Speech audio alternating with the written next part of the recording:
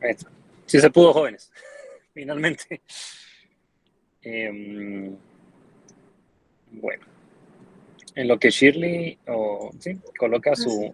su presentación, entonces les doy nuevamente la bienvenida a esta sesión de casos clínicos del día de hoy. Gracias por la espera, que ya, como les mencioné, por problemas técnicos, pues estamos diciendo un poco después, pero es igual no va a afectar la discusión, ¿verdad? Ahí se recuerdan de anotarse, por favor, siempre, para que quede registrada su asistencia.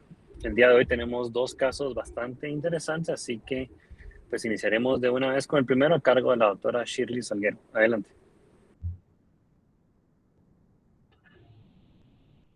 Buenas tardes a todos. ¿Se me escucha, verdad? Sí, Shirley. Hola. Ah, sí. Ah, Sí, sí, sí. perdón. Ok. Entonces, vamos a empezar con los datos generales del paciente. Nombre anónimo, es de 22 años, es un hombre. Nació el 12 de junio del 99, es de San Marcos. No terminó la primaria. Es agricultor, soltero, católico e ingresó el 22 de octubre de este año. Su motivo de consulta es fiebre de 6 semanas de evolución. Ahí. En la historia de la enfermedad, la madre del paciente refiere que el paciente inició hace 6 semanas con malestar general, fiebre y astenia. Consulta con médico particular quien indica tratamiento con antibióticos por supuesta neumonía y no hay mejoría. Continúa consultando con múltiples médicos y recibe varios ciclos de antibióticos, incluso ertapenem y gentamicina. Hace 3 días consulta con un nuevo médico quien indica realizar múltiples pruebas, entre ellas IgM contra T-Cruci, y al tener resultado positivo, se vincula a esta unidad. No tiene ningún antecedente patológico, tampoco no patológico, no tiene nada, es micción 3 veces al día, defecación 1 vez al día. En el perfil social, el paciente vive junto a su madre y hermano en casa propia. En la casa es de adobe, hay techo de lámina, piso de tierra, baño cielo, tiene agua entubada, electricidad y trabaja en el campo. Y se percibe a madre aprensiva. Antes de que continúe Shirley, Giovanni, ¿qué piensan con lo que vamos hasta el momento?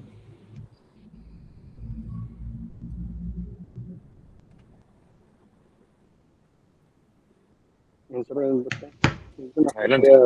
fobia regresar a un cerebro positivo. Eso suena muy correctamente.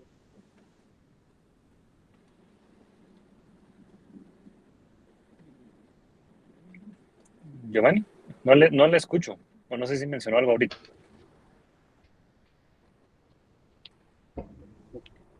Buenas tardes, escucha, ¿eh? Ahí estamos. Pues sí, ¿qué piensan?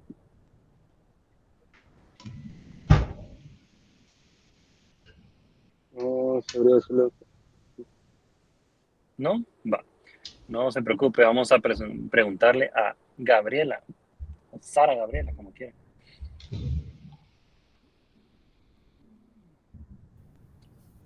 Pues no sé, o sea,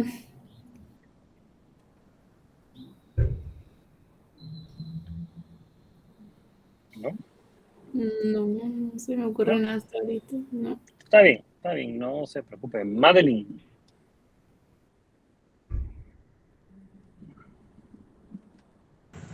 Eh, la verdad pensaría en algo respiratorio, pero no estoy muy segura, la verdad.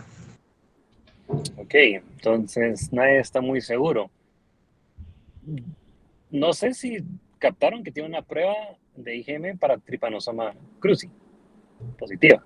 Por eso lo mandaron. Entonces alguien debe Ay, haber dicho, bueno, aquí está. tal vez por ahí está la explicación de esto, ¿verdad? ¿Sabes? Está bien. Diagnóstico de Chagas, pues precisamente no es tanto por anticuerpos, sino es más cuando se visualiza el parásito. Entonces, habría que ver ¿Qué más?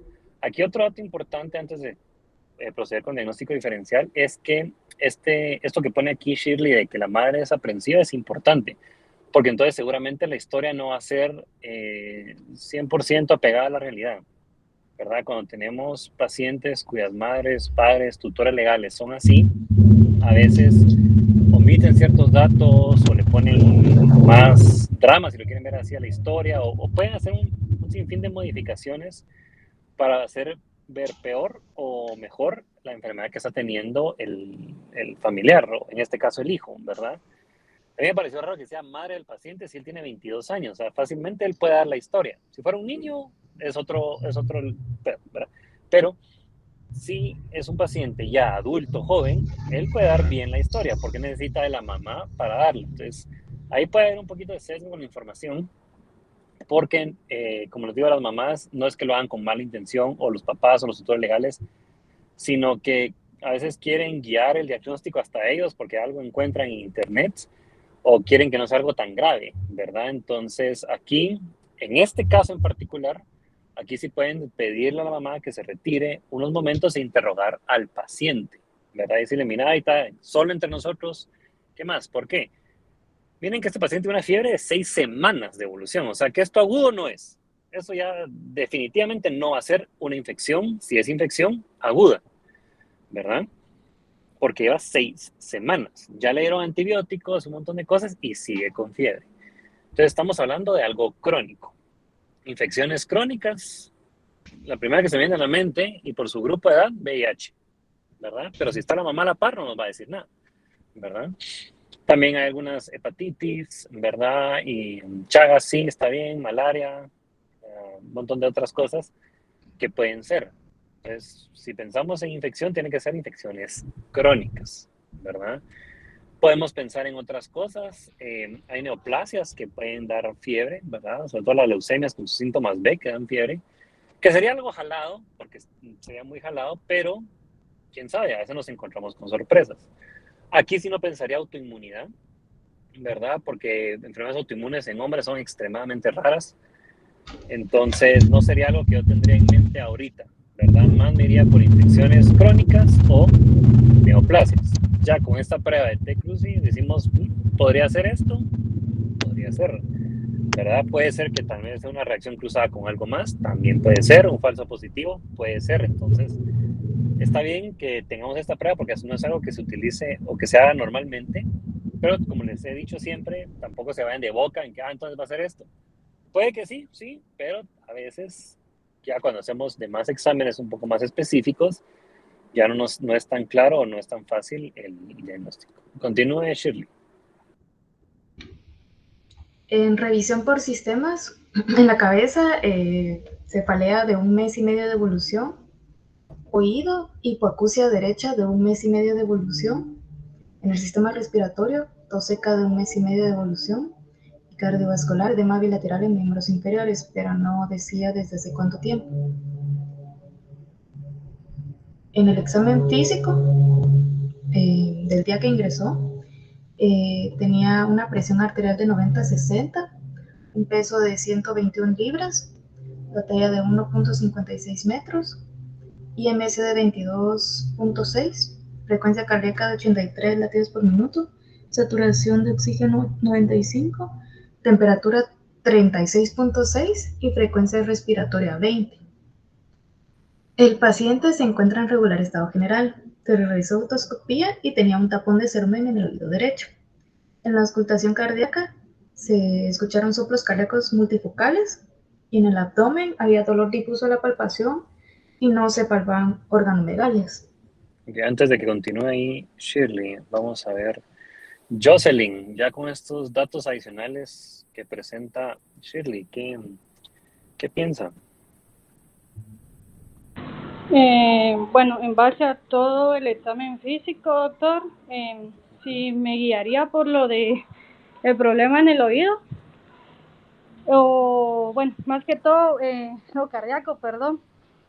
Creo que sí me seguiría, yo pensaría tal vez que sí podría tener el paciente enfermedad de Chagas, pero creo que no podría ser la fase aguda.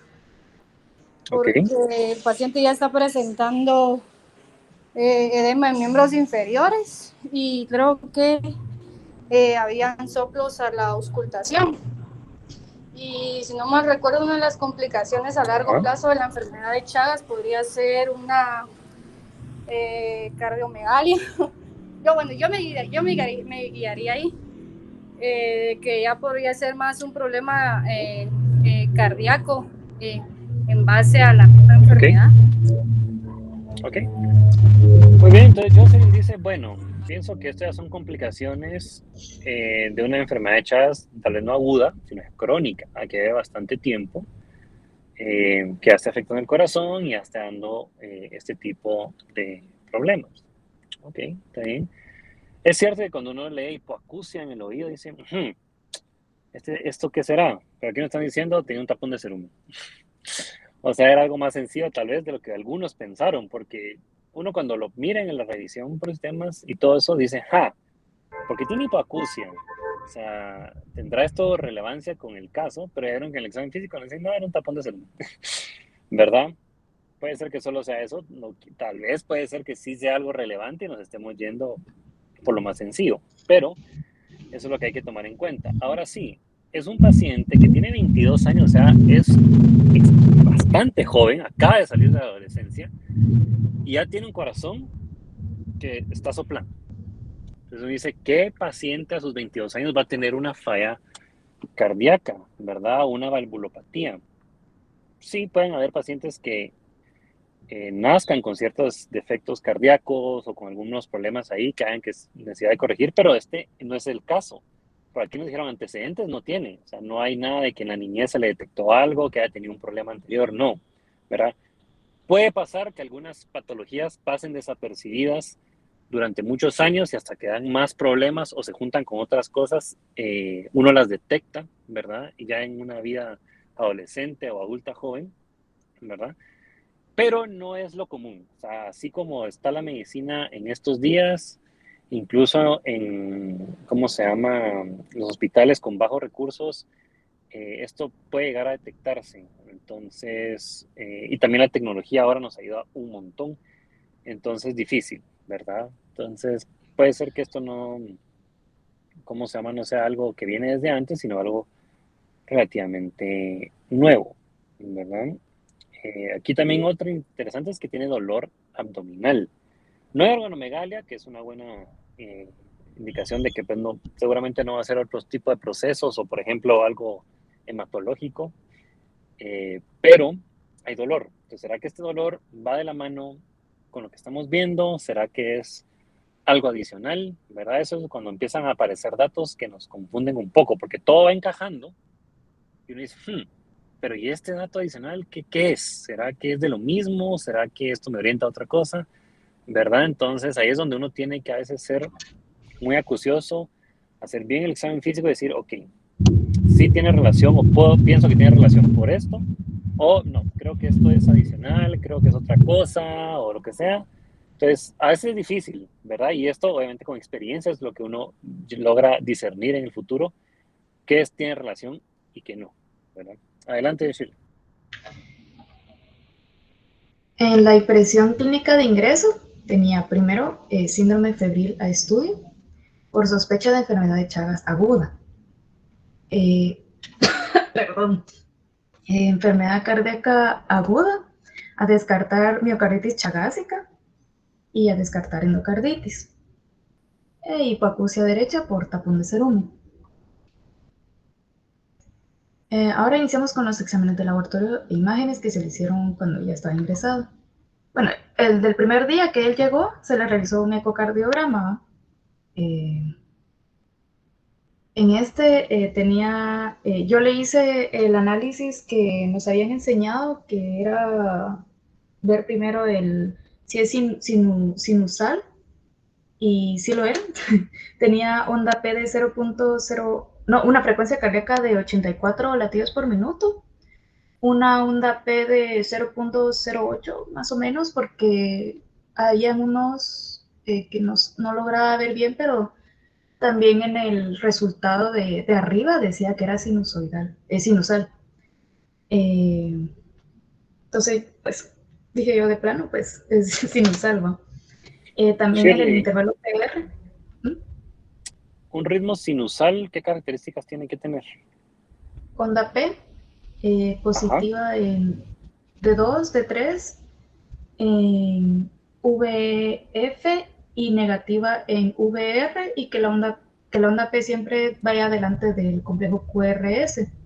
ajá. Um, hay otra característica, no me acuerdo, solo esas dos, se podría decir. Otra vez que el intervalo de RR sea regular o constante, ¿verdad? Entonces, que entre los dos picos de la R tengan en la misma longitud, ¿verdad? Eso denota un ritmo regular, Sinusal. sinusal, ¿verdad? Y no una arritmia, ¿verdad? Pero básicamente lo que dijo usted al principio es lo importante. P seguida de QRS en todas las latidos, o sea, no puede fallar una P, así de sencillo. No puede fallar una P, si no, ya no es sinusal, ¿verdad? Eso es lo principal. Y la onda P positiva básicamente en todas las derivaciones, excepto ABR y a veces B1, ¿verdad? De ahí todas las demás tienen que estar positivas. Si no, ¿cómo se llama? No es un ritmo sinusal. Con la onda P positiva en estas derivaciones, excepto ABR, aquí tienen que tener cuidado porque a veces cuando salen negativas se empiezan a pensar en otras patologías. Y la explicación más fácil es que pusieron los electrodos mal. Entonces, por eso salen negativas. Ya para que tenga patologías que presenten esta inversión, por así decirlo, de la onda P, o que salga al revés, negativa en todas y positiva en ABR, están así como en dextrocardios, hitos inversos, ya son otras cosas mucho más raras, ¿verdad? Pero como bien lo dijo Shirley, el paciente tenía ritmo sinusal, de hecho, por lo que se mira, el ritmo parece que sí es sinusal, de lo que puedo ver en el EKG, ¿verdad? Entonces, por lo menos al momento, si bien tiene una afectación cardíaca por los soplos que estamos oyendo, por lo menos el ritmo se mantiene bien, pues ya no está dando algunos otros problemas. Una pregunta, Shirley, antes de que continúe. ¿Usted cree que ese hemocultivo que tiene ahí, que dice estéril, cree que había que sacarlo o cree que fue de más? ¿Qué piensa? Y Eh, como diría en el colegio, justifique su respuesta. yo pienso que por estos exámenes Ajá. que estaban los neutrófilos, linfocitos, monocitos, eosinófilos y basófilos, pues pienso que sería una buena opción hacer el hemocultivo para descartar algo aparte de Trypanosoma cruzi, o sea, ¿Qué, Chagas. qué pensaba descartar con el hemocultivo? O sea, tiene razón. Yo también estoy de acuerdo en que, ok, está bien que lo hayan hecho, ¿verdad? Está bien que lo hayan hecho, definitivamente. Pero ¿cuál es el enfoque ahí? Yo sé que la pregunta es un poco complicada, pero quiero ver qué piensa. Ah, estoy pensando. Pues es que como también le habían dado un montón de antibióticos y la fiebre no ¿No? bajaba, entonces, bueno, no sé, tal vez habría alguna bacteria que, no sé, súper resistente, no sé, que sea diferente, que como no sabemos qué antibióticos le dieron tampoco, solo ay, no me acuerdo, gentamicina y otro, pero no me acuerdo cuál era. Entonces, si no estoy mal, este gentamicina, eh, Ujú, no, se llama el ertapenem, es la cosa. ujú, Es para, para bacterias gram positivas, aerobias, gram negativos anaerobios, eh, pseudomonas aeuginosa, enterococos. Entonces, no sé, tal vez para descartar alguno, bueno, esos no deberían de estar, pues, porque si tomó un montón de antibióticos, pero no. ok. De acuerdo con lo que dice Shirley, de acuerdo, pero se hizo más bolas de las que se tenía que hacer. Sí. Pero no, o sea, está bien, el análisis está bien. Básicamente, lo que ellos querían ver aquí es que no fuera una endocarditis, porque el corazón estaba Ay, soplando, tiene una fiebre de tantas semanas de evolución, ¿verdad? Yo sé que en él no ha tenido ningún dispositivo, casi como un catéter de hemodiálisis o una vía central, ¿verdad? Pero aquí el objetivo era, ¿será que tiene endocarditis? Y eso es lo que está dando el soplo y que el corazón esté mal, ¿verdad? Entonces, he ahí el objetivo de hacer hemocultivo, ¿verdad? Ver si salía algún patógeno. Obviamente salió estéril, entonces dicen, tal vez no es por aquí entonces la vía, sino hay que buscar otras opciones. Continúe, Shirley. Ok, en el intervalo PR, lo normal es de 0.12 a 0.20. El de él era de 0.16. De ahí en el complejo QRS estaba en 0.09. El intervalo QR estaba en 0.36, pero le hice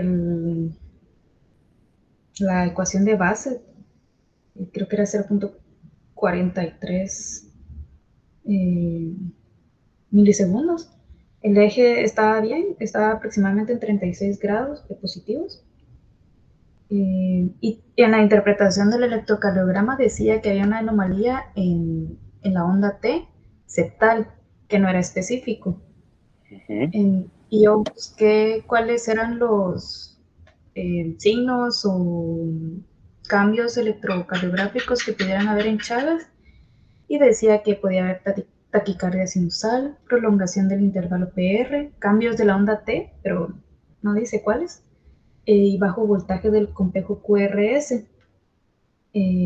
También en el bajo voltaje en las, en las derivaciones de los miembros. Pues yo pienso que tal vez podría estar ahí por la onda T, pero no, exactamente no. Como dice que no era específico, entonces. Sí, cabal, me quitó la pregunta porque eso le iba a preguntar en Chagas cuáles son, pero ya los dijo usted, ¿verdad? Sí, básicamente, anormalidad de la onda T, cuando son inespecíficos es cuando no se les puede poner un nombre del tipo de anormalidad que está presentando. Son ondas T que se separan un poco de la normalidad, pero no lo suficiente para ser consideradas picudas, por ejemplo, como sucede con la hipercalemia, o invertidas, como sucede en otras patologías, ¿verdad? Entonces, son cambios mínimos que detecta el aparato, entonces lo reportan así, ¿verdad? O sea, cambios inespecíficos de la onda T. Y no solo Chagas, obviamente, un montón de patologías pueden dar esto, pero es uno de los hallazgos que se puede encontrar en esta patología, ¿verdad? Entonces, está bien que lo haya mencionado de una vez. Continúe, Shirley. Bueno, y el hemocultivo pues estaba estéril. También el 22 de octubre se les realizaron estos exámenes. Lo que a mí más me llamó la atención fue este lado en la hematología, porque me daba a entender que posiblemente había un proceso infeccioso, pero no se sabe cuál, al menos que fuera la enfermedad de Chagas. También me llamó un poquito la atención la parte de la química, que estaba afectado un poquito el hígado, pero no podría decir yo de qué, pero sería lo que a mí me llama la atención.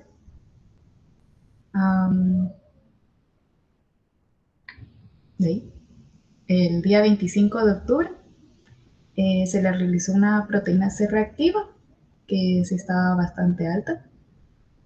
La proteína C reactiva, esta se produce cuando hay un proceso infeccioso, y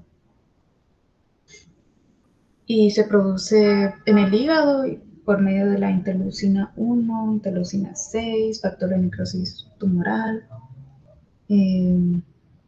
Entonces, a mí me hace sospechar más que también hay un proceso infeccioso en el organismo. Se le realizó también un examen. No pude poner la foto porque era súper grande, pero daba todo negativo: genes de resistencia antimicrobiana negativos, bacterias gram positivas negativos, bacterias gram negativas negativo y levaduras negativos. No tenía nada.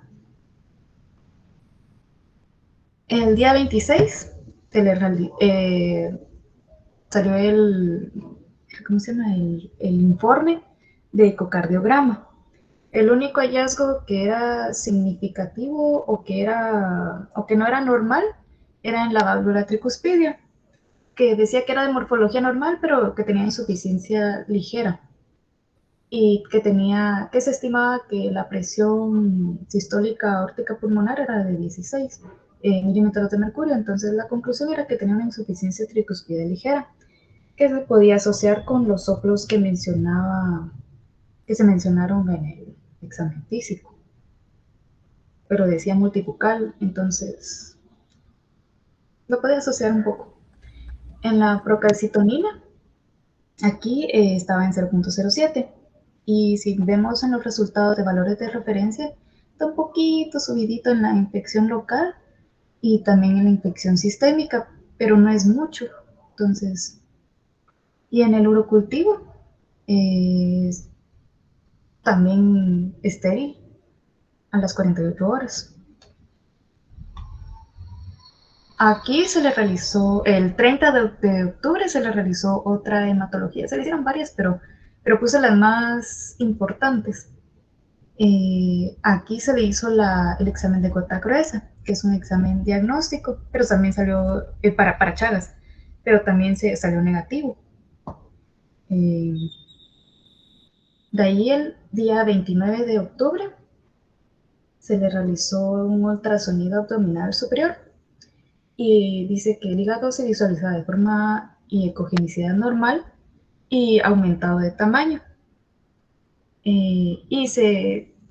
impresión diagnóstica fue que tenía hepatomegalia, pero también el examen físico decía que no había organomegalia. Pero yo le creo más al ultrasonido. El 3 de noviembre se le realizó guayaco negativo y el 4 de noviembre le hicieron este examen que, si no estoy mal, es el de cinética de hierro, que así lo piden, y salió que al menos el hierro sí estaba algo bajo como hallazgo principal. Solo Shirley, antes no sé si le entendí mal esa parte, pero gota gruesa no es para ver Chagas, ¿verdad? Eso es No. más para buscar malaria. Sí, es que yo lo leí que sí se utilizaba para malaria, pero que también se podía utilizar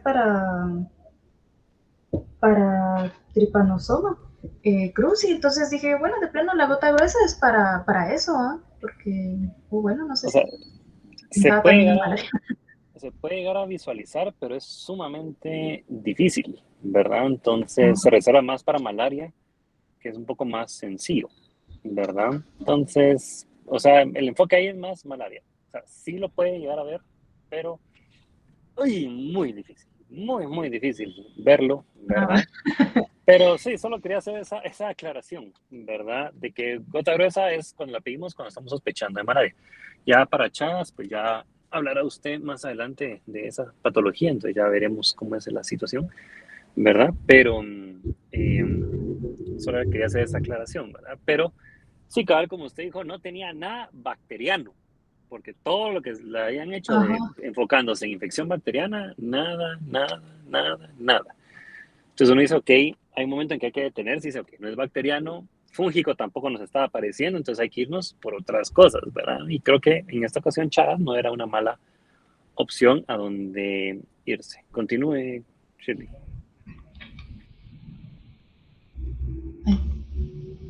Los medicamentos que se utilizaron fue Niportimox, que es uno de los medicamentos que se utilizan para Chagas.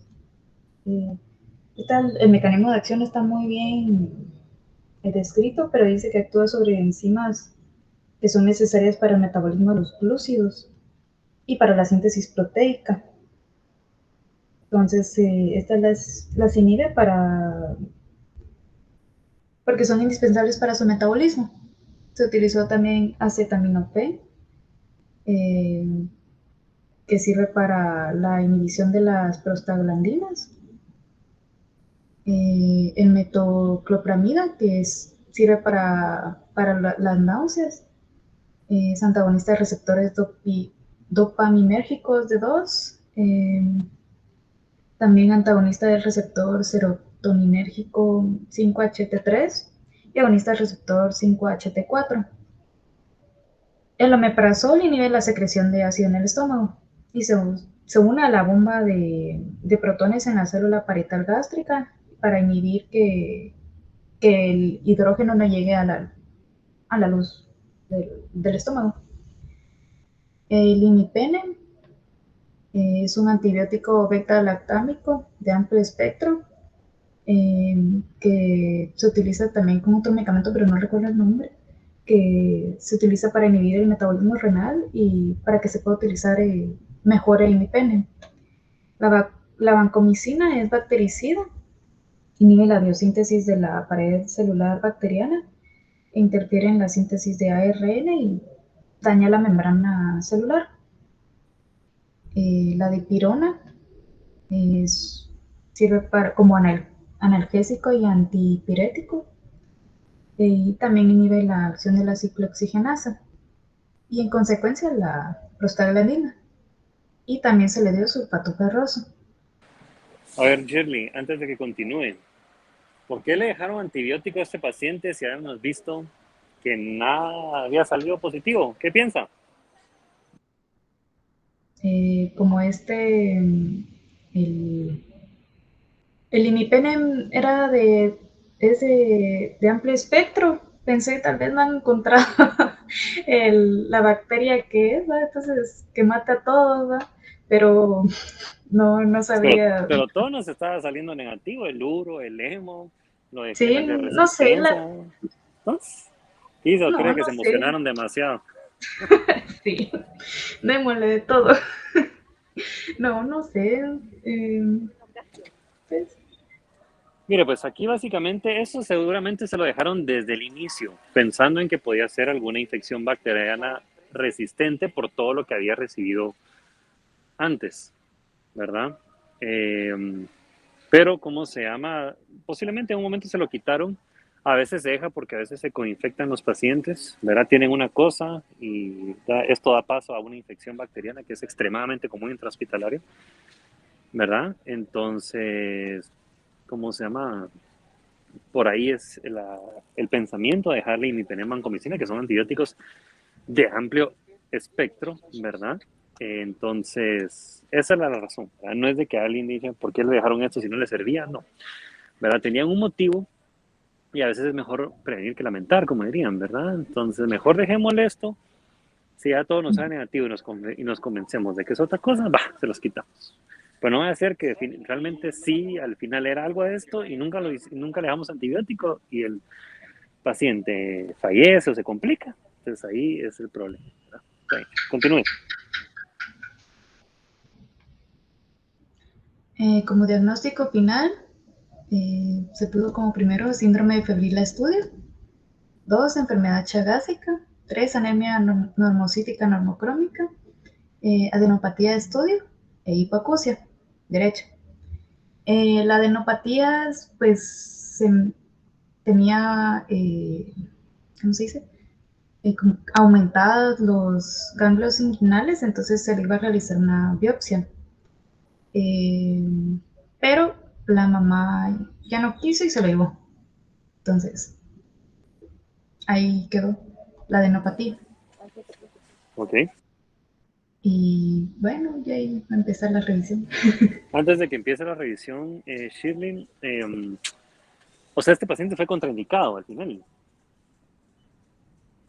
¿O cómo? Contraindicado se refiere a que se fue O sea, que no contraindicado. terminó, o sea, que se fue contraindicado. No, que no terminó el tratamiento y ya no quiso seguir o qué pasó ahí. Porque me dijo, la mamá se lo llevó. Sí, es ¿Cómo? que dijo, como ya habías consultado con cirugía ay, no me acuerdo cirugía, pero era cirugía para que le hicieran la biopsia en los ganglios. Entonces la mamá dijo que no, que le iban a cortar la pierna y entonces se lo llevó. Como que fuera diabético.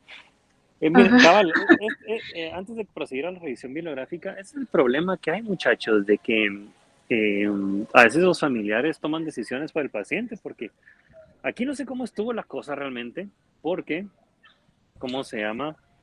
El paciente es mayor de edad y no es como que tuviera algún impedimento mental, ya sea psiquiátrico u orgánico, por el cual él no pudiera tomar la decisión de quedarse o no. Entonces aquí realmente el paciente es el que tenía que decidir si irse o no.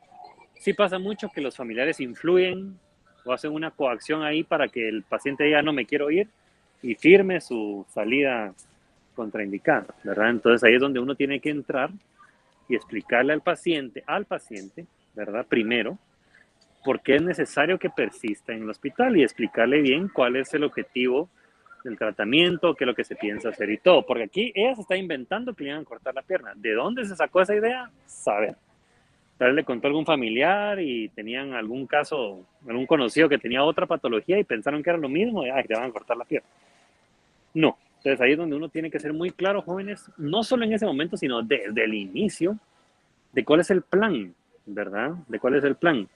Los que han pasado conmigo se darán cuenta que yo a los pacientes les digo, mire, el plan es tantos días de antibiótico, el plan es esperamos este resultado y después hacemos esto o esperamos este resultado y tenemos estas posibilidades, ¿verdad? Para que ellos sepan y estén informados de qué puede pasar, porque a veces esto, ustedes no es que la gente lo haga con mala intención, sino que no informan o no se toman el tiempo de decir a la gente, mire, así vamos, entonces la gente empieza a crear sus propias ideas, ¿verdad? Y si le consultan a otras personas no médicas, peores ideas. Entonces, es la importancia de explicar bien, ¿verdad? Y recuérdense que el paciente adulto es autónomo. Él decide o ella decide qué hacer. Aquí, como le digo, no sé cómo la mamá tal vez lo convenció a él de irse, porque de lo contrario, de él era la decisión, ¿verdad? Pero bueno, igual, ¿cómo se llama al final? Chagas creo que era una buena opción, era agricultor, estaba expuesto a esta situación, ¿verdad? Leishmaniasis hubiera podido ser otra opción, malaria, pero Chagas está un poco más fácil considerando los antecedentes y toda la historia del paciente. Bueno, Shirley, dele con la revisión bibliográfica. Nada, solo le iba a decir que el doctor sí le dijo que él ya tenía 22 años y que él podía tomar su decisión si quedarse o no, y que lo mejor era quedarse, pero igual le hizo caso a su mamá. Es lo que les digo. Entonces, en la revisión bibliográfica, vamos a ver que el organismo que está afectando es Trypanosoma cruzi. Entonces, este tiene un ciclo de vida en el que, más que todo aquí en Centroamérica y América del Sur, es el área endémica y que normalmente los europeos y gringos vienen acá de vacaciones y regresan con Chagas, ¿va? Entonces aquí es el área donde se mantiene el Trypanosoma cruzi. El Trypanosoma cruzi normalmente he leído que le dicen que besa a las personas porque los muerde en la cara y les deja un beso y luego las heces las dejan en la herida.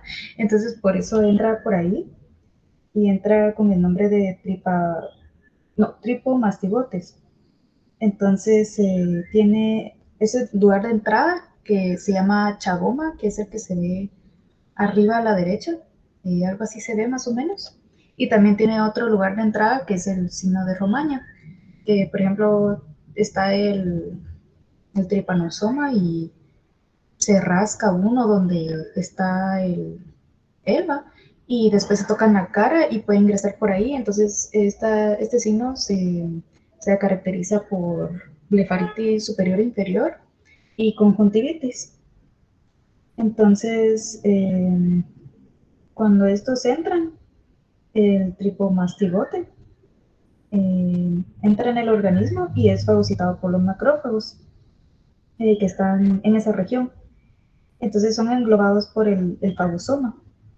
Estos escapan y se dirigen al citoplasma y se transforman en amastigotes y se activan, se multiplican por medio de división binaria.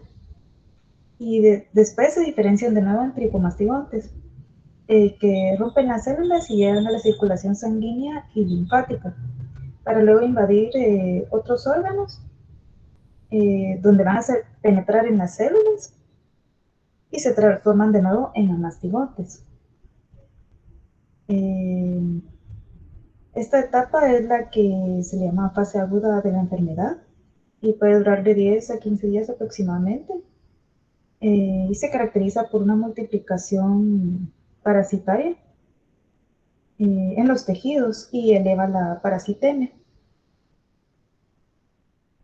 Entonces, en la fase aguda, que esta es la primera etapa, que son 3, los amastigotes de Trypanosoma se reproducen dentro de las células, como ya dije, de macrófagos.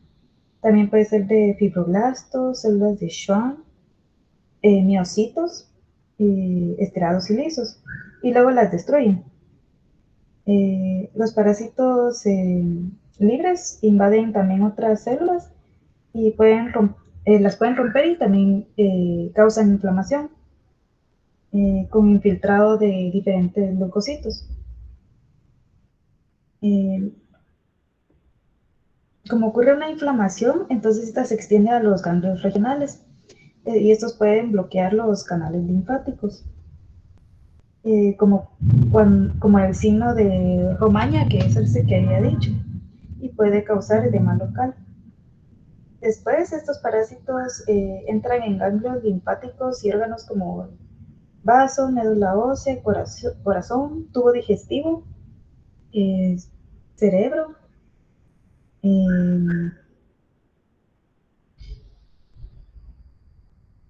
también bueno, la cosa es de que ocurre una inflamación y el sistema inmunológico entonces intenta disminuir la parasitemia y mantiene la inflamación, la infección en algunos focos selectivos, y para que disminuya. Entonces esta es la fase de latencia en la que no hay síntomas, se podría decir. Y luego viene la fase crónica, que se caracteriza por una reducción de esta parasitemia, y hay lesiones típicas que están en el corazón y en el tubo digestivo. La patología más importante es la cardiopatía chagásica, que hay una dilatación principalmente en la cavidad derecha, y con frecuencia puede haber trombosis mural endocárdica. También hay multiplicación de los parásitos en las fibras musculares del corazón, lo cual origina miocarditis.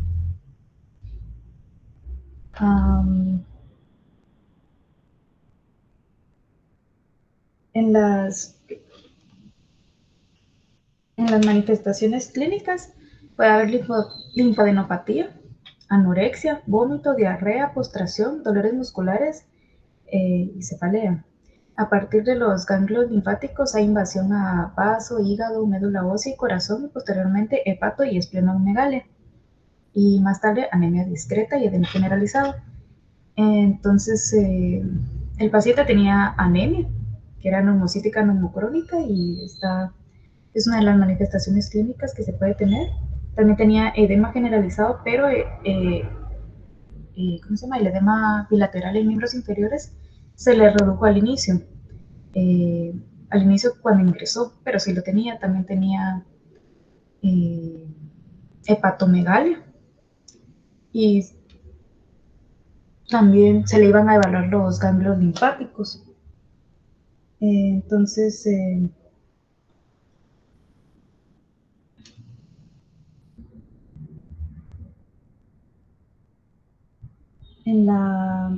también en la fase crónica se caracteriza principalmente por cardiopatía, miocarditis y cardiomegalia. También se me olvidó decir eso de cardiomegalia, que puede causar un daño cardíaco y llevar a la muerte, porque también se caracteriza de que la miocarditis va acompañada de muerte súbita. En el diagnóstico, El diagnóstico, al menos para este paciente, primero se le había realizado el examen de ELISA para ver las inmunoglobulinas que tenía, y tenía inmunoglobulina M positiva para T-cruci. Se puede utilizar examen en fresco, biopsia, la gota gruesa, pero que, como ya dijo el doctor, que es más para malaria, extendidos coloreados, cultivos, PCR y senodiagnóstico. En el tratamiento se utiliza benznidazol, que también es un medicamento que el mecanismo de acción no está muy bien descrito, y el nifurtimox, que es el que él estaba utilizando antes de salir. ¿Solo?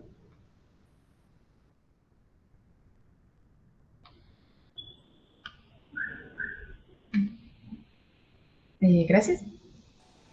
Muy bien, gracias Shirley.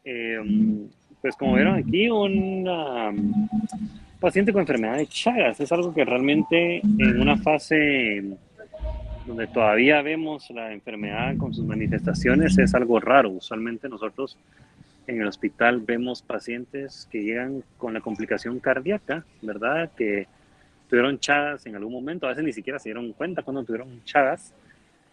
Por la propia historia natural de la enfermedad lograron salir, pero quedan con el daño miocárdico, ¿verdad? Entonces ya vemos complicaciones como falla cardíaca, valvulopatías, ¿verdad?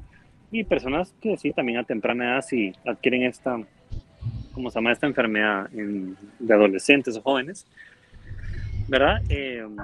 Lo pueden desarrollar a edades como las de este paciente, que tenía nada más 22 años, ¿verdad? El problema es que si no completó bien el ciclo de antiparasitar y todo, no sé qué tan bien le vaya a ir.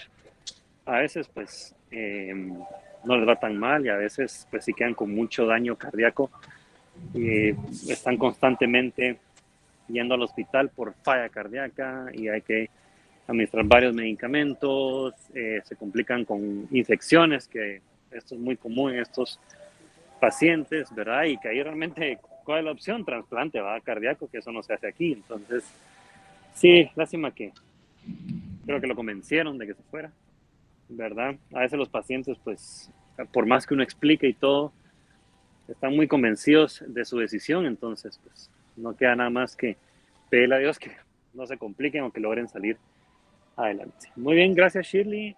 Un caso interesante, distinto, ¿verdad? Como digo, algo raro, ¿verdad? Porque no es algo que vemos todos los días, pero si tengan en cuenta que cuando ustedes sean ya médicos graduados, se van a topar mucho con complicaciones, la complicación cardíaca de Chagas, mucho, ¿verdad? Yo en este año en mi servicio he tenido como 8 pacientes por cardiopatía por Chagas, ¿verdad? 8 pacientes mujeres, entonces, ¿cómo se llama? No con el Chagas como activo, si lo quieren ver así, pero sí ya con esta complicación, ¿verdad? Y falla cardíaca y más falla cardíaca. Muy bien. De acuerdo, entonces ahora, por favor, Jocelyn, proyecte su presentación, así iniciamos con el segundo caso del día de hoy, ¿verdad? También un caso muy interesante, sumamente complicado, ya van a ver por qué. Pero vamos a ver qué nos tiene la doctora entonces, Jocelyn Benito. Adelante. Gracias, doctor. Y buenas tardes a todos. Voy a iniciar con la presentación de mi caso clínico. Bueno, como datos generales, el nombre pues anónimo, era un paciente de género masculino de 21 años de edad, religión católico, ocupación ninguna, originario de Palín, Escuintla, con residencia en esta ciudad capital. Estado civil soltero, y de escolaridad pues cuarto perito en electrónica. El motivo de consulta del paciente fue ictericia de un día de evolución. En la historia de la enfermedad actual, pues los datos fueron proporcionados por el papá. El familiar del paciente refería que hace 3 días él iniciaba con náuseas, y vómitos. Estos de aproximadamente 3 vómitos al día de contenido alimenticio, de aproximadamente medio vaso sin predominio de horario. Esto asociado a dolor abdominal de una intensidad 6 de 10, localizado en el hipocondrio derecho, que no irradia y no alivia. Paciente decide no consultar y no automedica. Además de esto, pues los síntomas se encuentran asociados a fiebre cuantificada con termómetro con 38 grados centígrados, por lo cual se decide automedicar con dipirona, 1 gramo intravenoso cada 8 horas, refiriendo mejoría clínica. Sin embargo, un día antes él refiere que empieza a presentar lo que es ictericia persistente asociado a fiebre, por lo que consulta con médico privado, el cual solamente realiza exámenes de laboratorio. Con los resultados que el paciente llegó, pues fue una bilirrubina total de 20.43, una bilirrubina directa de 10.79 y una bilirrubina indirecta de 9.64. Los 3 valores aumentados.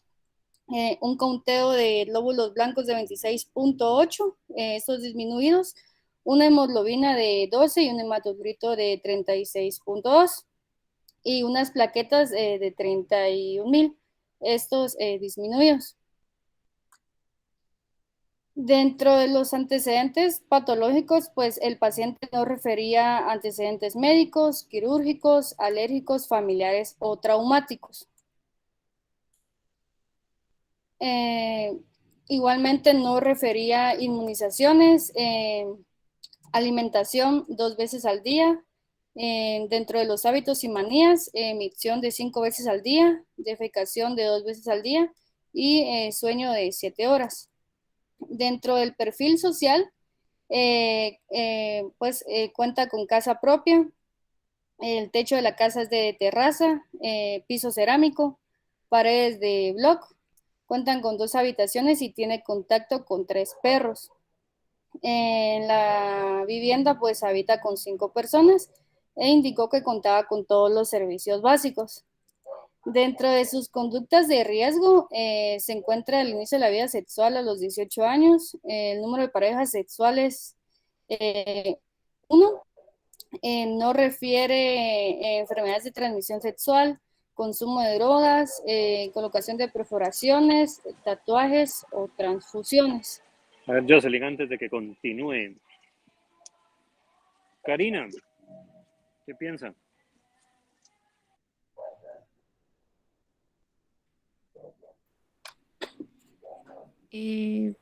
Pues por la región en la de la cual decía que era originario y por la edad y que ya es sexualmente activo desde los 18, pues según estadísticas en Escuintla es un área donde tiene como tasas elevadas de transmisión sexual. Entonces yo me inclinaría por alguna enfermedad, por una ITS. Por una ETS, dice usted, tiene razón con lo que está diciendo de la epidemiología nacional, ¿verdad? Solo que ETS habría que ver cuál, ¿verdad? Porque que produzcan ictericia está algo difícil, ¿verdad? Tal vez si me dice, bueno, VIH es una ETS, sí, y ahí ya estaríamos un poquito mejor, ¿verdad? Pero, ¿cómo se llama? Por epidemiología estoy de acuerdo con lo que dice, ¿verdad? Una ETS está un poco difícil, más no imposible. Sí, sí, tal vez VIH, pero, o sea, por lo que decía de los vómitos, creo que decía que era muy, Ajá. o sea, era como, estaba afectando bastante o tenía esa afectación más de... Sí, recuérdense que VIH, uno de sus reservorios principales es el tejido linfático del sistema gastrointestinal, ¿verdad? Y por eso es que parte de los problemas que da es eso, ¿verdad? La ictericia tal vez la que se nos sale aquí un poco de juego, que es por lo que consultó, entonces habría que ver esa parte. Adolfo, ¿usted qué piensa? Sí, doctor, yo tal vez me iría más por una hepatitis. ¿Qué ¿Hepatitis C? hepatitis? ¿Hepatitis Hepatitis C, C? dice usted, ¿ok?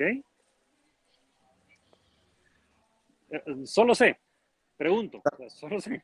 Podría ser hepatitis B, hepatitis C. Hepatitis B o C, usted dice una hepatopatía un poquito más crónica, ¿ok? Hepatitis es una buena opción, ¿verdad? Tal vez yo me inclinaría por los días de evolución que tiene, porque es pocos días. Me inclinaría más por tal vez una hepatitis A, que es mucho más común en nuestro medio. Fíjense que en Guatemala, básicamente un poco más del 90% de nuestra población ha tenido hepatitis A veces es casi que asintomática o no. Entonces, ¿cómo se llama? Eh, Solo de tomarlo en cuenta. Pero sí, también puede ser hepatitis B y C. Yo sé que no tiene factores de riesgo, según historia, pero ya sabemos, todo el mundo miente. Entonces, no está tan alocada la idea. Shirley, yo sé que acaba de presentar, pero toca. ¿Qué piensa usted? Vale. Yo pensaba en hepatitis también. Pero que no sea hepatitis. Eh, Algo que no sea hepatitis. Sí, algo que no sea hepatitis. Ah, aparte de, no sé, o sea, yo como por la ictericia y por el dolor en el hipocondrio derecho dije, de plano algo del hígado. Eh, Giovanni levantó la mano. Va, Giovanni, sálvelos. Para mencionar otro cuadro, no sea hepatitis, podría ser una colelitiasis. Ahí estamos, muy bien. Algo más, tal vez, que colelitiasis puede ser como colitiasis, algo que esté obstruyendo totalmente ahí el flujo de la bilis, ¿verdad? Eso sería algo mucho más sencillo, ¿verdad? Eh, ¿Cómo se llama? Sería tal vez de lo primero que yo pensaría, ¿verdad? Alguna litiasis a ese nivel que esté dando problemas, ¿verdad? Pero las otras opciones igual también son factibles, o sea, no quiere decir que no, ¿verdad? También a él podrían haber pensado cirrosis, alguien me hubiera dicho, difícil por la edad y porque no tiene antecedentes, pero no sabemos, como les digo, son una cirrosis, podría ser una colangitis, por ejemplo, ¿verdad? Una infección de la vía biliar, también puede ser una posibilidad de lo que llevamos viendo hasta el momento, ¿verdad? Pero está bien, ahí estamos con algunas posibilidades diagnósticas. Vamos bien. Continuemos, Jocelyn. Gracias, doctor. En el examen físico, pues el paciente presentaba signos vitales, una presión arterial de 100/70 milímetros de mercurio, una frecuencia cardíaca de 102, una frecuencia respiratoria de 20, una temperatura de 37 grados centígrados y una saturación del 96%. Dentro de las mediciones, un peso de 65 kilogramos, eh, una talla de 1.65 metros para un IMC de 23.89. En el propio examen físico, pues en el estado general, el paciente lucía en regulares condiciones generales, luciendo agudamente enfermo. En el examen de la cabeza, pues presentaba escleras ictéricas, el abdomen doloroso a la palpación superficial y profunda en el hipocondrio derecho y piel y faneras, una ictericia generalizada. La impresión clínica al ingreso que le dieron al paciente pues fue solamente una, que fue un síndrome ictérico febril. Antes de que continúe, Jocelyn. Ok, entonces el examen físico va de la mano con lo que estamos viendo. Es una pregunta, Jocelyn. ¿La ictericia verdadera dónde la miran? Para darle un poco de contexto, a veces cuando uno, pues el ejemplo clásico que dan es que cuando uno consume altas cantidades de beta caroteno, la piel se puede tornar como anaranjada o amarillenta y no ser ictericia por algún proceso hepático, sino por consumo de estos alimentos, que se llama pseudoictericia. Pero la ictericia verdadera, ¿uno dónde la mira en el examen físico? ¿Dónde tiene que ir a buscarla? En las mucosas. ¿Qué mucosas? Em, ¿En qué parte? las escleras Ahí estamos. ¿Y en dónde más? Escleras y principal y el otro. no sé si estoy mal, No importa que esté pero mal, dígame. recuerdo que en su biología creo que nos comentaron, también en, ¿cómo le denomina? El cielo de la boca, En el paladar, ahí en el paladar. estamos. Así es. En esas dos áreas es donde uno mira la ictericia verdadera, ¿verdad? Ya si el paciente llega con la piel ictérica, pero las escleras y el paladar no están ictéricos, consideren esto una pseudoictericia, o sea, una ictericia de otra causa como alimentos, ¿verdad? Ahora bien, esto, síndrome ictérico febril, es de las cosas más difíciles de llevar un proceso de diagnóstico porque las posibilidades son un montón, ¿verdad? Y a veces no, ¿cómo se llama? No damos, simplemente hacemos varios exámenes y todo y cuesta un montón. Y a veces hay que recurrir a patologías o buscar patologías más extrañas que las que usualmente conocemos. Yo hace unos meses tuve una paciente cabal que así era, un síndrome ictérico febril. Le hice de todo, hepatitis, VIH, sífilis, le hicimos ultrasonido para ver qué está pasando. Una TAC, le sacamos exámenes de infecciones por lo que se nos ocurriera, ¿verdad? Lyme, leptospira, lo que sea, y nada salía. Hasta que dijimos, bueno, probemos autoinmune, ¿verdad? Y al final una cirrosis biliar primaria, una cosa rarísima, ¿verdad? Pero a lo que voy con síndrome ictérico febril es esa complejidad del diagnóstico. Cuesta, ¿verdad, muchachos? Entonces es algo que hay que meterle bastante para llegar a un diagnóstico, para que el paciente no se vaya así como no sabemos qué es. Así que solo vamos a esperar a ver que resuelva y que el hígado pues, lo aguante. Entonces no tenemos que llegar hasta ahí. Tenemos que hacer todo lo que son nuestras posibilidades, hasta hacer exámenes un poco más raros de los usuales para llegar a este diagnóstico. Continúe, Shirley. Jocelyn, perdón. Gracias. Bueno, al paciente le fueron realizados pues varios controles de hematología y química. Esa hematología fue realizada el 26 de septiembre. Creo que la evolución la tengo más adelante. Dentro de los datos anormales, pues está la mayoría, con un recuento de glóbulos blancos bastante elevados, con predominio de neutrófilos. Eh, También presentaba lo que era una disminución en el conteo de glóbulos rojos, y a comparación de la hemoglobina con la que el paciente ingresó, que fue de 12, se vio una ligera reducción, llegando a 11.3, y un hematocrito que al ingreso era de 36, para el día que se le realizó, tenía un total de 31.7. Dentro de los datos más característicos también está el conteo de plaquetas. El paciente en los resultados que él llevaba tenía un conteo de 31, y en el resultado del laboratorio que pues, les estoy presentando, el conteo total era de 24. Esto pues quiere decir que el paciente estaba atravesando por lo que era una trombocitopenia. También dentro de los otros resultados bastante anormales eran los resultados de la química sanguínea, ya que pues tenía la glucosa bastante elevada. Estaba empezando a presentar, según los resultados de la química, una falla renal, porque pues la creatinina estaba a 4.55 y el BUN a 54.8. También dentro de los resultados bastante normales era los resultados de lo que eran las bilirrubinas, ya que las tres pues se encontraban alteradas, pues bastante altas. La bilirrubina total de 24.9, la directa de 20.97 y la indirecta de 3.93. Pues recordemos que la bilirrubina es un producto de desecho que proviene del metabolismo de la misma hemoglobina.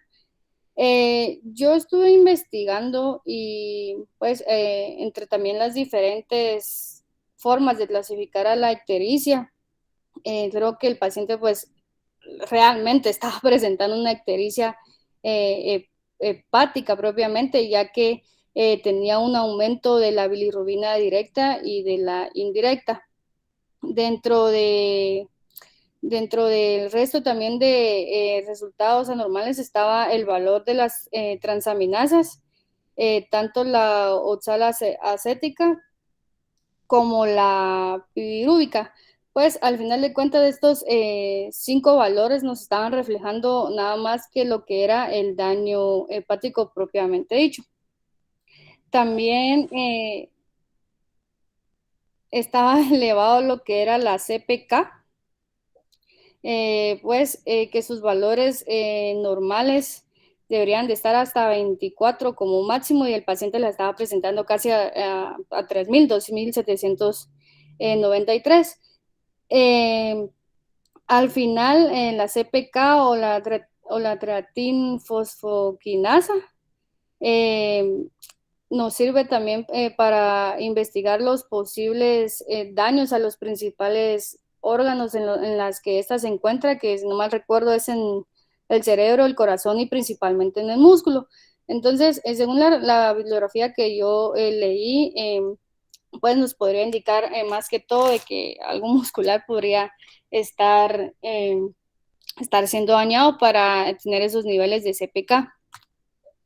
También al paciente se le hicieron lo que son los tiempos de coagulación, obteniendo resultados bastante altos. Pues como estos factores de coagulación son producidos a nivel hepático, también nos estaban reflejando el daño hepático que estaba ya presentando el paciente. Además de eso, también se le realizó un examen de química en orina. Esto pues reflejó la presencia de nitrógeno de urea, pues en este caso disminuido junto con el sodio. Creo que lo que a mí más me llamó la atención fue la presencia de mitroproteínas en orina, ya que pues normalmente estas deben de estar ausentes. Entonces también nos estaba reflejando un posible daño a nivel renal, aparte del daño hepático que el paciente estaba demostrando en el resto de resultados. Antes de continúe, Jocelyn, antes de continúe, la química que presentó ahorita usted, antes de esta, esa es clave, jóvenes. Porque, ok, está bien, estamos viendo que el hígado sí está bastante dañado, está sufriendo bastante, las las tranzas nos lo están demostrando. Pero aquí la clave es por qué tiene falla renal. O sea, según esto no hay antecedentes, según esto lleva 3 días, ¿desde dónde fregados tiene una falla renal? Porque eso no es un síndrome hepatorenal, que esta es una de las asociaciones de falla renal con falla hepática más conocidas. Pero esta es una complicación de cirrosis, que parece que el paciente no tiene. Entonces, falla renal. Ahí es donde está la clave. Igual lo que mencionó Jocelyn, una CPK en 2.790.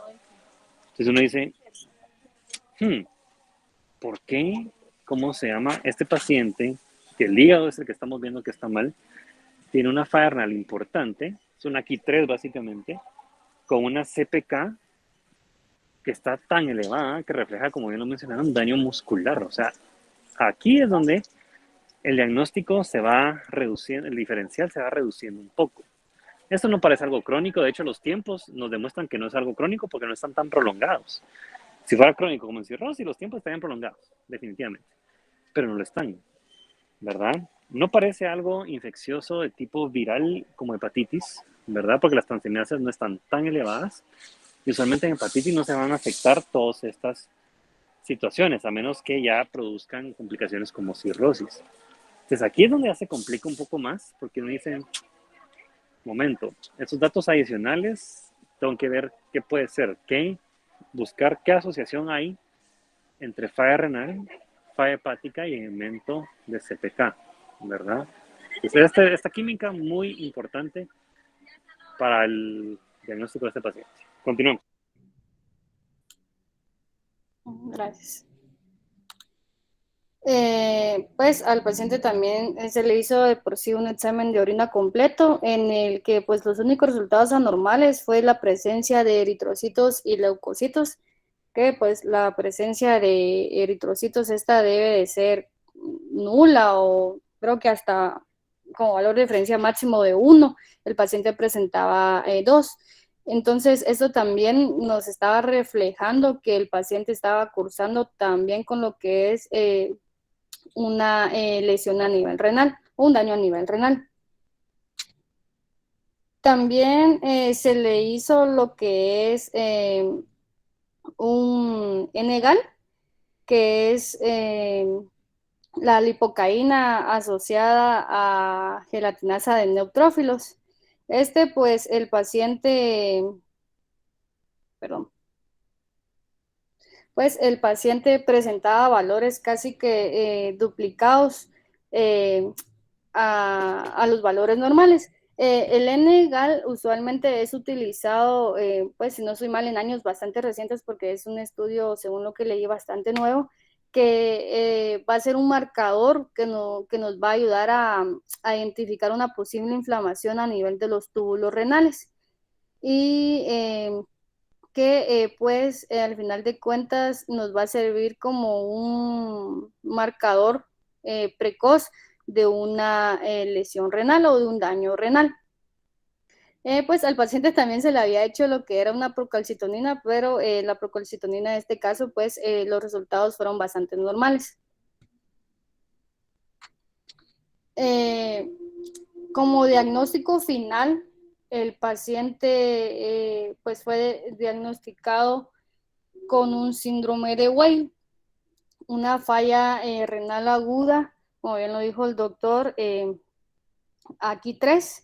Esto quiere decir que el aumento en la creatinina sérica fue mayor de 4 miligramos sobre decilitro, con un incremento agudo de al menos 0.5 miligramos sobre decilitro, lo cual pues este estadio pues nos indica que el paciente probablemente necesita una terapia de reemplazo renal. También con los valores de la hematología, especialmente la hemoglobina y el hematocrito, pues el paciente se le diagnosticó también con una anemia normo-normo. Esta es la evolución intrahospitalaria del paciente. Básicamente, pues el paciente ingresó a lo que fue la urgencia de hombres el día 25 de septiembre. A él en ese momento fue que se le realizaron los exámenes de hematología, química y tiempos. El día 27 de septiembre al paciente le fue realizado un ultrasonido abdominal en el cual pues fue diagnosticado con una nefromegalia bilateral. El día 1 de octubre el paciente fue movido de UH y fue ingresado a área de shock. Ese mismo día se inició con tratamiento antibiótico, que más adelante los voy a mencionar. Se le realizaron hemocultivos de rutina, los cuales pues fueron negativos al 5º día. Ese mismo 1 de octubre el paciente fue trasladado hacia lo que fue UTIA 2. El día 5 de octubre ya en UTIA 2 al paciente pues le fue realizada una terapia de reemplazo renal. Pues el expediente no especificaba en sí cuál, así que pues yo imagino que pues fue hemodiálisis porque pues, el paciente sí tenía la falla renal. El paciente estuvo en lo que fue UTIA 2 del día 1 al día 7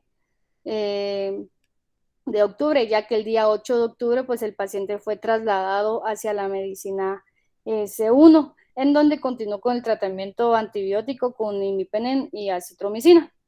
El día 14 de octubre de este año el paciente finalizó con lo que fue el tratamiento antibiótico. La ictericia generalizada y en escleras pues desapareció luego del tratamiento, por lo cual a él se le dejó en el servicio solamente para monitoreo, por lo cual el día 19 de octubre le fue dado el alta, indicándole controles semanales para siempre verificar igualmente el daño a nivel renal o hepático que el paciente pueda aún tener. Este, pues, es el resultado del ultrasonido abdominal, que como lo mencioné, la impresión diagnóstica al final fue de una nefromegalia bilateral. Dentro del tratamiento, al paciente pues le fue indicado omeprazol como protector gástrico, dipirona para la fiebre, metoclopramida porque el paciente pues en algunos días llegó a presentar náuseas y vómitos. Lactulosa, porque también el paciente empezó a presentar lo que fue algunos episodios de estreñimiento. De estos, de todos los fármacos, pues los más importantes son los antibióticos, que es el imipenem y la citromicina. El imipenem, pues, es un betalactámico, la citromicina un macrólido, porque dentro de los tratamientos para lo que es el síndrome de Weil, que al final de cuentas es la forma grave de lo que es la leptospirosis, están indicados el tratamiento ya sea con betalactámicos o macrólidos o estos dos juntos. La terapia que el paciente cumplió fue durante 14 días, del 1 al 14 de octubre.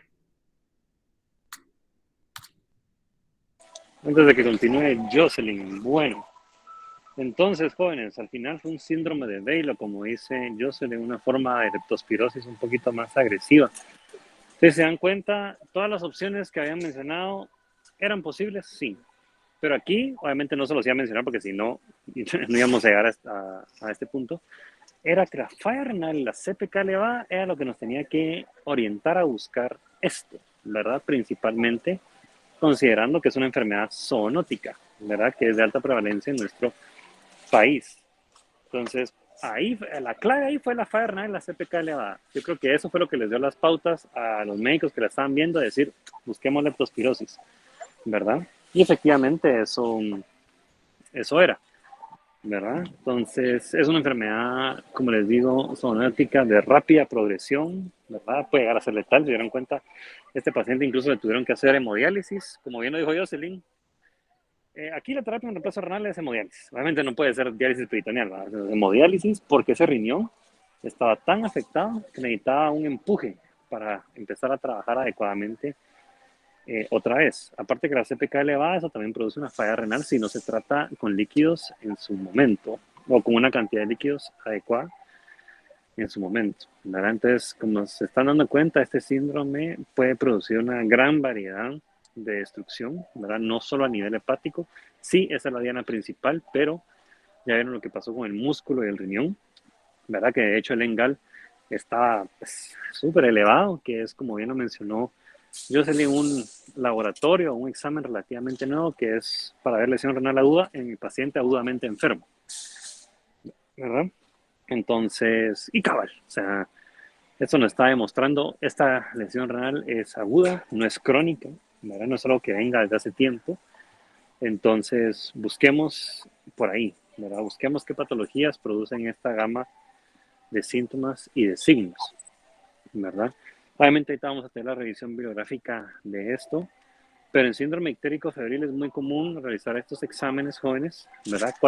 Este tipo de examen para diagnosticar leptospirosis en pacientes que se presenten con falla hepática y una CPK elevada principalmente. Ahí es donde nos dicen uno, busquemos acá, ¿verdad? Busquemos acá porque posiblemente ahí va a estar la respuesta, ¿verdad? Este paciente al final pues le fue bastante bien según lo que entiendo. Si se dieron cuenta, estuvo incluso en intensivo, o sea, estuvo bastante jodido al principio, pero finalmente logró con la terapia pues salir adelante. Bueno, Jocelyn, dale con la revisión bibliográfica. Gracias. Bueno, en primera vamos a hablar de lo que es el síndrome de Weil. El síndrome de Weil no es más que la forma grave de lo que es la leptospirosis. Se le conoce como síndrome de Weil cuando está caracterizado por la presencia de nefropatía aguda, ictericia y diátesis hemorrágica. Al final de cuentas, pues la leptospirosis es una enfermedad zoonótica debido a especies de leptospira. que puede en sí caracterizarse por una amplia variedad de manifestaciones clínicas.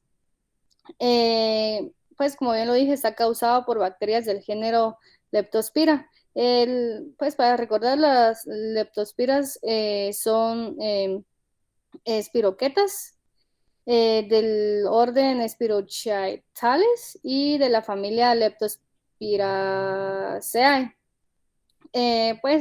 Actualmente se conocen hasta 22 especies de leptospira de estado patógeno, intermedios y no patógenos.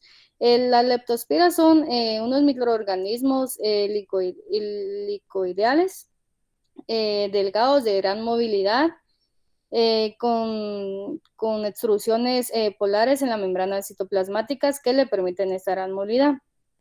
Estas pues necesitan de ciertos medios y condiciones para poder proliferar. Pues esta enfermedad puede llegar a tener una gran distribución mundial, pero es más frecuente en lo que son las zonas tropicales y subtropicales, ya que el clima y las malas condiciones de higiene que pueden llegar a tener las personas pueden llegar a favorecer su supervivencia y la distribución de este patógeno. Especialmente acá en Guatemala, por ejemplo, Escuintla es uno de los departamentos con mayor prevalencia de la enfermedad. Al ser una enfermedad zoonótica, puede llegar a afectar a muchas especies de mamíferos, pero en especial a lo que son las ratas, ya que estos son el principal reservorio y el más importante, pero también puede llegar a afectar a animales domésticos o de granja. Entre los domésticos, pues también se encuentran especialmente los perros. Por ejemplo, el paciente pues él indicaba que tenía contacto con 3 perros. La transmisión de la enfermedad puede ser por el contacto directo, ya sea con orina, sangre o tejidos de animales infectados. La transmisión también puede ser ya pues en el propio paciente a través de cortaduras, abrasiones o pues especialmente las mucosas, como lo que es la conjuntiva y la bucal. Pues aquí está, este es un esquema que logré conseguir de la CDC, en donde indica todo el ciclo evolutivo de la enfermedad, en donde pues el principal portador son las ratas y también otros animales, y el contacto directo con los humanos. La característica de estas bacterias es de que pueden ser capaces de sobrevivir incluso en pacientes que no han adquirido inmunidad porque pues, no han tenido la enfermedad. Acá, pues al lado derecho, les presento lo que es un cuadro que pues, se encontraba en Harrison, más que todo con las manifestaciones clínicas, ya que pues la leptospirosis puede llegar a ser una enfermedad letal, pero en la mayoría de casos la enfermedad puede presentarse como leve y puede iniciar manifestándose con el inicio súbito de una enfermedad febril. El periodo de incubación habitual de esta enfermedad suele ser de 1 a 2 semanas, pero puede variar de entre 1 a 30 días. La leptospirosis en sí puede describirse como una enfermedad bifásica, porque puede llegar a tener 2 fases: la fase leptospirémica aguda, que suele estar caracterizada por una fiebre que suele presentarse entre 3 a 10 días. La característica de esta fase es de que puede llegarse a cultivar lo que es el microorganismo causante en la sangre.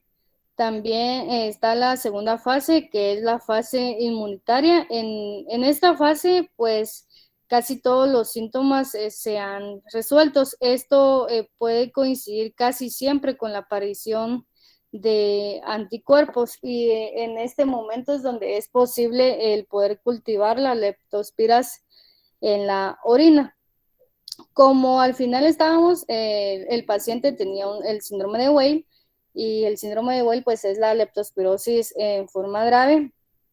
La característica de que sea forma grave es de que la evolución de los síntomas o del cuadro pues suele ser bastante rápido y suele acompañarse de una mortalidad de hasta el 50% en la mayoría de los pacientes. Dentro de la triada para lo que es el síndrome de Weil, que estaba la ictericia, la nefropatía aguda y pues la hemorragia. La ictericia suele observarse en muy poco porcentaje de los pacientes, y cuando se presenta la ictericia en pacientes con leptospirosis, pues esto suele indicar de que el pronóstico del paciente no es muy bueno, ya que las tasas de mortalidad suelen ser bastante alto. La característica de la ictericia que presentan los pacientes con una leptospirosis es de que casi nunca se va a relacionar con una necrosis hepática fulminante. La nefropatía aguda que los pacientes presentan es bastante frecuente en este síndrome, y suele presentarse varios días después de haber iniciado la enfermedad. Por lo general, la hemodiálisis puede llegar a favorecer bastante el pronóstico del paciente, pero con el paso del tiempo de los años, la función renal puede también llegar a normalizarse. Los pacientes que han padecido lo que es el síndrome de Weil pueden también llegar a presentar lo que son síntomas a largo plazo, que pues pueden incluir fatiga, mialgias o cefalea. Para el diagnóstico, pues el gold estándar para el diagnóstico de la leptospirosis suele ser la serología por microaglutinación. Esta mezcla lo que es cepas vivas de la leptospira. También otro de los estudios bastante útil para lo que es la leptospirosis son los ensayos ELISA. La característica del MAT, que es la serología por microaglutinación, es de que pues requiere bastante especialización de los laboratorios. Dentro del diagnóstico, pues los pacientes, más que todo en los controles, en los exámenes control, van a llegar a presentar lo que son pues los signos de una infección bacteriana, como lo que es una leucocitosis. También va a presentar aumento en los marcadores de la inflamación. También suelen presentar lo que es una trombocitopenia, que pues esta sí suele ser bastante frecuente y suele estar relacionada con la misma insuficiencia renal o con hemorragias que los pacientes puedan estar presentando. También a nivel del daño renal empiezan a presentar lo que es una proteinuria ligera. Los valores también de la bilirrubina sérica pueden estar bastante elevados, con un aumento moderado de lo que son las aminotransferases y las fosfatasas alcalinas. Al hablar de tratamiento, pues al final de cuentas las leptospiras, bacterias gram negativas, son muy susceptibles a una gran cantidad de antibióticos, como lo que son los beta-lactámicos, los macrólidos, aminoglucósidos y la cefalosporina.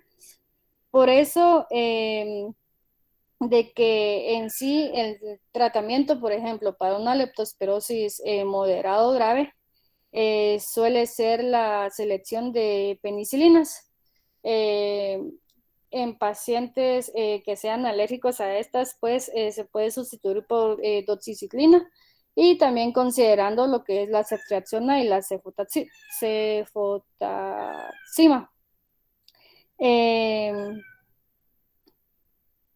También dentro del tratamiento, pues en este caso de que sea una leptospirosis leve, también está recomendado lo que es el tratamiento vía oral con doxiciclina, acitromicina, ampicilina o amoxicilina. El paciente en este caso, él sí tenía aplicado lo que es la acitromicina, y como beta lactámico, pues el imipenem. En casos en los que se sospeche que, que se ha tenido reciente contacto o riesgo de haber adquirido lo que es la enfermedad, está indicado lo que es el tratamiento quimioprofiláctico. Pero esto, según la bibliografía, sigue bastante en discusión. Igualmente, los medicamentos aplicados en el caso de la quimioprofilaxis suelen ser la doxiciclina y la acitromicina. Gracias. Muy bien, muchas gracias, Jocelyn. Como les digo, pues síndrome de Bale es algo que si uno no lo trata a tiempo, pues puede causar mucho daño y el paciente puede llegar a fallecer. Vivo ejemplo este paciente que si no le hubieran entrado con la intensidad con la que le entraron, posiblemente no lo hubiera logrado, ¿verdad? Pero gracias a Dios así fue, y pues al final logró salir bastante bien. Muy bien, entonces hemos llegado al final de esta sesión de casos clínicos. Gracias de nuevo a Shirley y a Jocelyn por sus presentaciones. Realmente nos trajeron a colación casos un poquito más infrecuentes de lo usual, ¿verdad? Pero ambos muy bien presentados y muy bien sintetizados con respecto a la revisión bibliográfica. Muy bien, jóvenes, como les digo de nuevo, ya concluimos por el día de hoy. Les agradezco su participación en esta sesión y nos veremos el siguiente miércoles para la siguiente sesión de casos clínicos. Que tengan todos una feliz tarde. Gracias, doctor. Gracias.